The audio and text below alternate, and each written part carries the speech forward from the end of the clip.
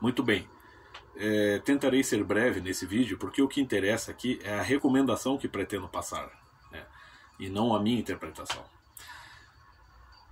Pois então, recentemente o Grupo Brasil Paralelo lançou mais uma de suas grandes produções, dividida em 3 partes, né? Tratando sobre a primeira arte, que é o título do documentário, né? Tripartite, e que trata exclusivamente da música, da história da música, faz uma história da música no sentido puro e no sentido aplicado, vamos dizer assim, né? Como ciência e como também uma manifestação que vai além da arte, tornando-se, vamos dizer, ramificando-se em diversas formas, até tornar-se uma espécie de estilo de vida, né? É claro que eles não são a última palavra sobre isso, né? Os profissionais convidados, né, e que participam do documentário, que concedem entrevistas, né, e que, vamos dizer, colocam ali exemplos, né, são músicos profissionalíssimos ou historiadores, né, profissionalíssimos nessa área. Então eles procuram colocar bastante exemplos e análises, né, assim, conforme a linha histórica da música no Ocidente vai avançando ali, né, o documentário, eles vão sabendo colocar, né, a situação espiritual da humanidade com relação à expressão musical. E assim, não tem muito o que dizer, tem que assistir para, né, compreender aquela maravilha que foi e que vai ficar aí, né, como um documento para as futuras gerações. E é óbvio que também ele não substitui o estudo da música, ele é uma espécie, o Brasil Paralelo, no meu entender, é sempre assim, eles fazem documentários de alto nível, né, com grandes referências e com grandes entrevistados, né, pessoas, né, vamos dizer assim, gente graúda mesmo, gente que entende do assunto para tratar das matérias, e eles são um incentivo à vida, né, intelectual, um incentivo à vida do estudo. E é claro, assim, eu desejo fazer algumas observações sobre a terceira parte, que vai tratar da música a partir de Wagner, a partir das revoluções, e como ela foi se tornando cada vez mais parte da nossa vida a partir da indústria fonográfica, e como a partir disso, então, as modas, né, os estilos foram se tornando modas, e essas modas já embarcando muito nas revoluções, né, de que o século XX está cheio, foram também transformando a música em propaganda, né, revolucionária. E quando ele chega já na área do jazz, avança para o blues e daí chega no rock and roll, né, que surge juntamente, quase concomitantemente com a indústria fonográfica, e a música se torna um produto rentável, né, social no mundo todo. É claro que começa a se gerar todo tipo de marketing em torno da música e, vamos dizer, uma série de produtos, né, podem ser atrelados à música para serem vendidos, ou se pode formar uma série de esferas de existência de estilos de vida a partir dos diversos estilos de música que passam a ser produzidos pela indústria fonográfica e pelo show business mais tarde, né? Então as análises ali são brilhantes, vale muito a pena, né? E é claro, gente, eu aqui acompanho vários canais sobre música e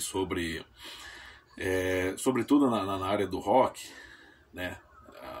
Da música popular, da música pop, do jazz, do blues. Existem muitos canais, vamos dizer assim, mais especializados, pessoas que fizeram parte do show business ou que ao show business se dedicam, e que, vamos dizer assim, essas pessoas, esses canais, não vão, né, que estão sempre cheios de recomendações, tipo o canal do Gastão Moreira, o canal do Regis Tadeu, tem aqueles guris ali do Alta Fidelidade, entre outros canais do mesmo porte, que estão mais interessados em falar justamente da indústria, de tudo aquilo que foi produzido a partir da indústria fonográfica, né? Todas as bandas e os artistas pop, rock, heavy metal. Então, como eles estão muito dentro disso, né? Assim, a vida deles, me parece, segundo o que eles expressam, está muito dentro dessa esfera, desse microcosmo, né? Que é a cultura de massas.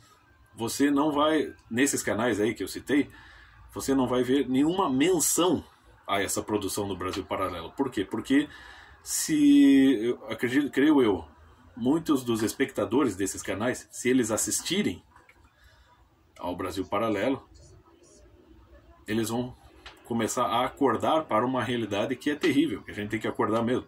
Eu gosto muito de rock, mas a gente tem que ver a coisa no seu todo, né? Então, esses apresentadores aí desses canais que eu citei, tipo o Gastão Moreira, Alta Fidelidade, Regis Tadeu, entre outros, eles estão exatamente dentro daquilo que na terceira parte do Brasil Paralelo se explica como uma identidade cultural. Então, eles, até eu não sou muito fã daquele o Flávio ali do Senso em Comum, né, que ele aparece no fim da terceira parte desse documentário, falando que ele não sabe, ele não entende, ele não é um músico, mas ele até entende bastante de história. Ele é um cara muito profissional nisso. Então ele explica, né, eu não sou muito fã dele porque eu acho que ele coloca muitas ideias prontas. Eu tenho os meus ranços com os Olavetes, que é diferente do professor Olavo, né? E ele coloca muitas ideias prontas, mas coloca a ideia correta. No fim, ali do documentário da terceira parte, né, ele explica que os homens constroem templos, e os templos também acabam construindo homens. E o que ele quer dizer com isso? O homem construiu a cultura de massa, gerou uma moda, gerou uma série de identidades sociais, tribais, vamos dizer assim, e essas identidades foram gerando, né, grupos, foram gerando seguidores, entendeu? Então, se você pegar lá, ó, no canal do Gastão Moreira, você vê que ele é exatamente um exemplo disso, né? Para ele, vamos dizer assim, a música, né, tal como produzida a partir da indústria fonográfica, é quase uma religião. Se você acessa o canal do Gastão Moreira e de outros, assim, nesse estilo, nesse sentido, você percebe que o ambiente, né, o lar deles é quase um templo de adoração da cultura de massa. Então é por isso que, se eles assistirem um documentário como o Brasil Paralelo, eles vão se sentir atingidos, eles vão perceber que sim, que eles talvez até nem entendam muito de música, mas que eles estejam profundamente afinados exatamente com isso, com a cultura de massa, e que a personalidade deles tenha se tornado parte dessa cultura de massas, ou seja, que a personalidade deles em parte esteja alienada por tudo isso.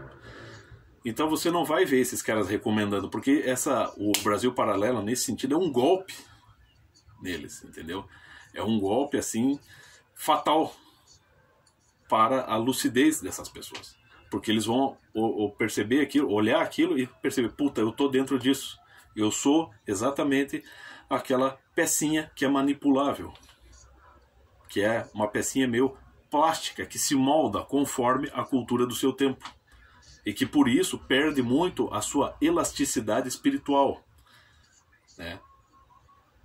Porque a elasticidade é diferente da plasticidade, né? Vamos dizer assim, colocando aqui os termos de uma maneira um tanto improvisada. Porque você tem um mundo ali cultural de massa que molda a personalidade, mas que pode impedi-la de expandir-se espiritualmente, justamente porque a coloca dentro numa determinada esfera de existência. Então é por isso que você não vai ver esses caras recomendando isso. Então a chamada de atenção do Flávio ali, eu achei importante, porque ela é importante para fechar o tema, até onde a música chegou. Você vê hoje mesmo, né, com a explosão do Spotify e a facilidade com que se pode, vamos dizer, produzir todo tipo de estilos de sons, de musiquinhas de baixa categoria, você democratizou, é como o professor Olavo já falou uma vez lá na Rede Vida, você rebaixa e depois democratiza, né? Aí a coisa não funciona bem. Então é claro que é um problema real, né? Para onde a coisa vai, né? Com esse rebaixamento.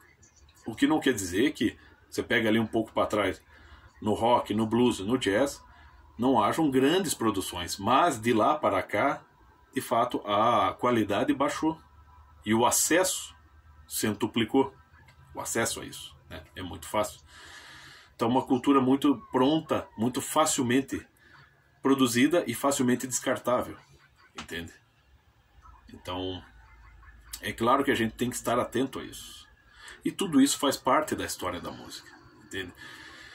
E nesse sentido, dessa de uma identidade cultural, eu achei que faltou citar ali um trecho, eu vou citar ao acaso aqui um trecho do professor Olavo no Jardim das Aflições, né? Na parte 4, né? Capítulo 4. Eu achei interessante, claro, o professor Olavo é um gênio, mas ele não é um especialista em música. Porém, dentro dessa área da cultura de massas, eu acho interessante citar este trecho aqui do Jardim das Aflições. No homem hipnotizado,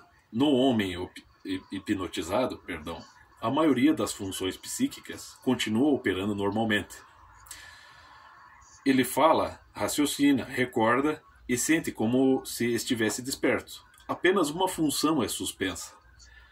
O juízo reflexivo que, retornando sobre os conteúdos da representação, os julga como efetivos ou possíveis, verdadeiros ou falsos, verossímeis ou inverossímeis, prováveis ou improváveis.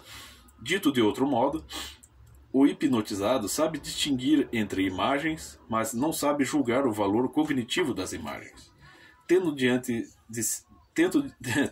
de suas retinas a figura de uma vaca, sabe distingui-la da figura de um porco, mas não sabe distinguir se viu a vaca ou imaginou a vaca. Quando ouve do hipnotizador a ordem, beba um copo de água, compreende o sentido da ordem, mas a interpreta como se fosse um desejo brotado desde dentro de si. Quanto mais profundo o transe hipnótico, mais e mais dificultoso se torna o juízo de valor cognitivo, até que se chegue à completa despersonalização. Aí a mera sugestão verbal de um cigarro aceso bastará para produzir queimaduras reais na mão do hipnotizado. As células da pele reagem à estimulação verbal como reagiriam ao calor da brasa. Então o que eu quero dizer aqui? Que, sobretudo hoje, a cultura de massa parece ter esse poder hipnotizador. É claro, eu aqui sou fãzaço de rock, vou cultuar rock também, né, dentro da sua devida proporção até o fim da minha vida. O rock, o jazz, o blues, o heavy metal, o country, né, a música popular. Mas a gente sempre tem que saber o lugar dessas coisas na nossa vida. Entendeu? E a quantidade de pessoas que vivem em função disso é muito grande. E é nesse sentido. Claro, tudo pode ser utilizado nesse sentido que o professor Olavo explica aqui, né? Mas na cultura de massa isso é muito evidente. E ali, o final desse longo documentário sobre música do Brasil Paralelo, eles colocam isso, né? Então, vou tentar resgatar o senso real da música, desprovido das suas ligações com o espírito do tempo. Entende? Não que o espírito do tempo não tenha o seu valor, mas não deixar ele prevalecer, para que a música não fique em segundo plano. Entende? Então, é mais ou menos isso. O que não quer dizer que, mesmo hoje, se faça muita música boa. Se faz, existe muito. Mas esse movimento tem que crescer mais, né? Você tem que saber pegar uma banda de rock, pega um Led Zeppelin, que é um produto da cultura de massa, e saber aproveitar o que ele tem de bom, né? O que por exemplo, o Jimmy Page é um virtuose, o Eric Clapton é um virtuose, o Jimi Hendrix é um virtuose. Todos esses, saber aproveitar o que eles têm a expressar como músicos, né? No amplo sentido da palavra. E deixar em segundo lugar toda a propaganda, todo o marketing que visa criar uma moda e que está em torno, né, da vocação deles como músico, entende? Era mais ou menos isso.